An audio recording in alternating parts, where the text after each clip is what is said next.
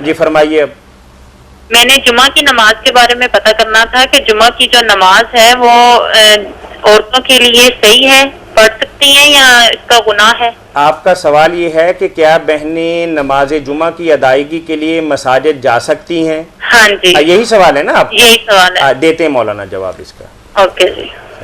میری بہن، میں نے یہ بھی سنا کہ کچھ عورتیں گھروں میں ہی جمعہ پڑھانا انہوں نے شروع کر دیا. یہ تو غلط ہے. گھروں میں جمعہ کی نماز نہیں ہوتی. عام مساجد میں مرد آدمی امامت کرائے وہاں ہی پڑھی جا سکتی ہے. باقی عورتوں پر، بیماروں پر، مسافروں پر، غلاموں پر جمعہ کی نماز فرض نہیں. ان کے لیے ضروری نہیں کہ وہ جائیں، اور نہ جائیں تو گناہ گار ہوں، ایسی نہیں بات. باقی اگر چلے جائیں پڑھ لیں تو بہت اچھی بات ہے، جمعہ ہو جائے گا. ظہر کی نماز پھر پڑھنے کی ضرورت نہیں. عورت، مسافر، غلام اور مریض ان پر جمعہ لازم نہیں. اگر نصیب ہو جائے پڑھ لیں تو اچھی بات.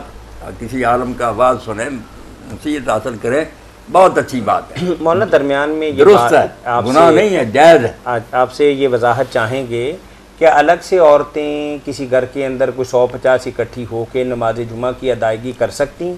وہ میں نے شروع میں کہہ دیا کہ یہ جو عورتیں گھروں میں پڑھتی ہیں نا جمعہ کی نماز، یہ نہیں ٹھیک.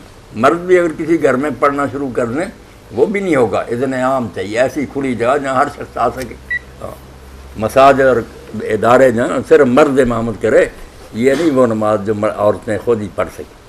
مطلب اس کی شرعی اعتبار سے نہیں، اجازت نہیں کہ عورتیں نہیں یہ گھروں میں پڑھ سکیں. تو عام نماز کے اوقات میں کوئی عورت امام بن سکتی ہے؟ بن سکتی کہ ایک عورت اگر پڑھی لکھی ہے، وہ قرآن مجید جانتی ہے، تو صف کے درمیان ہی رہ کر نا، ٹھیک ہے، آگے نہیں مردوں کی طرح کہ اس کا مسلح الگ ہو، جی السلام درمیان علیکم. صف میں کھڑی ہو کر امامت کرا سکتی.